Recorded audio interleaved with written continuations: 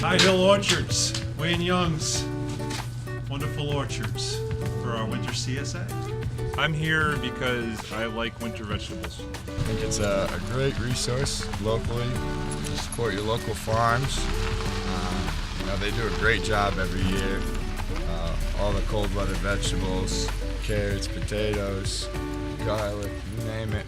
Once a month you get a pretty good supply, and can't beat supporting a local farm.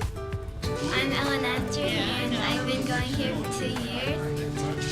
My favorite part going here is picking apples and seeing the scenery of all the trees and all the bushes.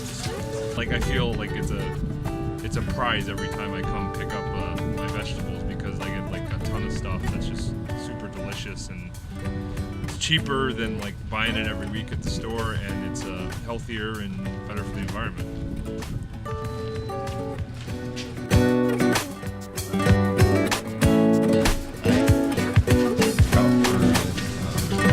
January. Check off this tree. Everybody checks off that they've been here for January. And yours right down here. I'll check you right off there. How's that? Bought this property in 1946. Started planting apple trees. We're in the fruit business pretty much. Actually, I guess it goes back to my great-grandfather was started in the fruit business. So I guess you could say I'm fourth generation. Fourth generation in either farming apples, peaches, or pears, or one of the above. And when I took over, I kind of diversified into vegetables and doing other things like the CSA and retail. I started growing garlic probably about mid-'80s, early '80s. And that's, I guess, about when we started learning how to use it for things. When I was growing up, it wasn't a big item that we had in the garden. Honey, boxes. Time to do some shopping. High Hill Orchards, Wayne Young's wonderful orchards for our winter CSA. Morning, Wayne. How are you? Good. How you doing? I'm doing good. How you doing? I'm well. Good to see see you. you. Happy New Year. Yeah. Hi, John. Hi, John. Kurt. Hi, Kurt. It's time to stock up again for another month. Yep.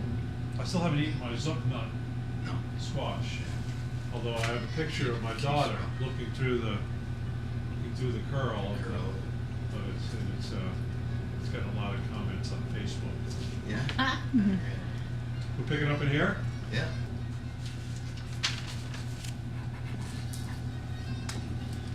One bag of carrots. Yeah. You got one bag potatoes. With the white are like a boiling. Plain potato? Hello, good morning. It's great both ways. Bacon. So it is over here? Okay. Oh, baked too? Yeah. Okay. I prefer. It's one of the great things about the CSA. It's go home and then designing your menus after you get home, because you don't know exactly what you're going to get. You make assumptions. Wayne does a great job splitting them up. Garlic, it's great in everything. Onions.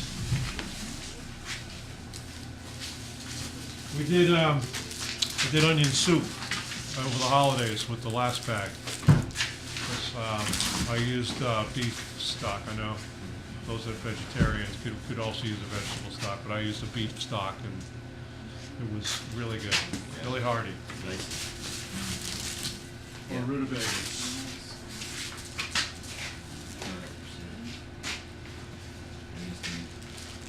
One bag apples. Two varieties. One of each. Yeah. We have Delicious and Liberty. I get extra cider. Yeah. Cider No. freezes. Right. Pretty well. Yeah, you just take a little bit. take off about that much right off there, and then when it freezes, it has room to expand. Expand, yeah. Good point. Good. Excellent. That's a good tip, otherwise you hit a mess in the freezer. Yeah. But it's the best cider, I think. And will you have some in the next month, Stu? Yes. All right. Is there a difference between rutabagas and turnips? I prefer rutabagas myself. The bigger?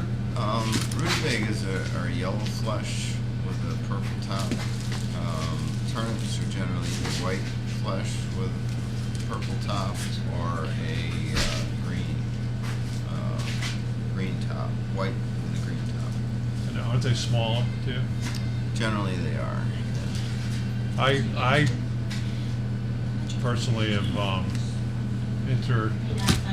used them depending on. They're very similar in taste, but I feel like the rutabagas are Oh, sweeter. yeah, and there's the other, Sure. there's shoulder bags out there, like. But the turnips have that little bit of a tang to them, which is, is preferably to some people also. Spoken from one that lives and grows them.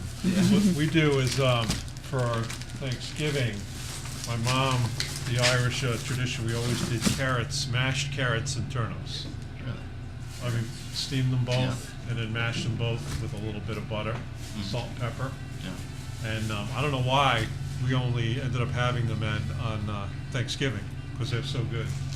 So now we have them with Wayne CSA. All right. So once a year. More than once a year, yeah. So I don't know if I got it. Are there gonna be pears this month? There's some. But I can buy some? Yeah. Okay. Because the pears have been my breakfast. Yeah. No, since we started. They are good. So good. The Bartlett's? Bosque. Boss. Yeah. Yeah, Bartlett's are Brown. fat. Boss to the skinny ones. Bartlett's. Nice and crunchy. They're good green too. Yeah. Yeah, they're great. I mean, the apples are always good, but the pears this year, I just really enjoyed the pears. Yeah. What's going on with the peach trees up here? Was that from the storm, or is that from your tractor knocking? They're all pushed over. Yeah, the tractor. So you're, Tornado. The hydraulic tornado. so Pulled them you, right out. so you're taking them down. Yeah. Oh my God! I came driving up the road and I see them all lying down. I was like, the weather. Don't tell me that was That's from the. shocking. Everybody's been commenting, what happened? Sorry, I didn't get them cleaned up before the weekend, but No. they were, no, they're just too old. Last year. Peaches only last about 20 years.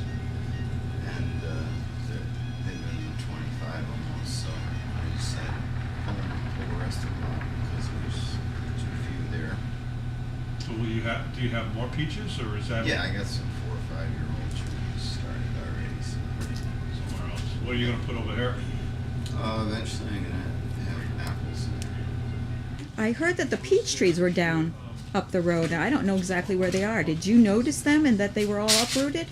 Yeah, when we were driving here, I saw them uprooted, and I wondered why they were like that. Okay, well, when you go inside, ask Wayne why, and he'll tell you. Ready? Here we go.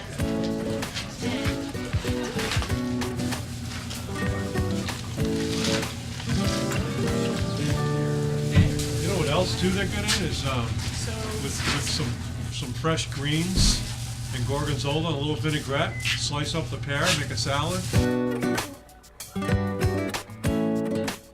Well, I was just going to say, Kurt, that while I was the executive chef at Yale, we tried to put in the Yale Sustainable Food Project. We didn't know too many local farmers to get local food. But we had connected with this honey guy providing honey, swords into plowshares, honey out of New Haven, and he was delivering one day, and he was in a rush to get out of the kitchen. He used to bring the kitchen, and every other time he was there to eat. You know, he was never in a rush. He says, "I gotta go. I've got all these beehives on the truck, and I've got to get them up to this orchard." And I'm like, "What do you mean you got beehives on the truck?" And he says, "Well, I've got to get them to the orchards to pollinate the apple trees." And I said, "I don't understand." And he said, "Let me explain something. The orchards rely on bees to pollinate, when they're in bloom in the spring, to produce the apples. And he said, don't you know about High Hill Orchards in Meriden? And here we are in New Haven. And I said, no, I don't know. I'm looking for a source for apples and pears and ciders and things like that. And he says, my God, there's this guy called Wayne Young from High Hill Orchards who practices IPM, in his management of his crops. And I says, what is IPM? And it's an integrated pest management, which is not certified organic,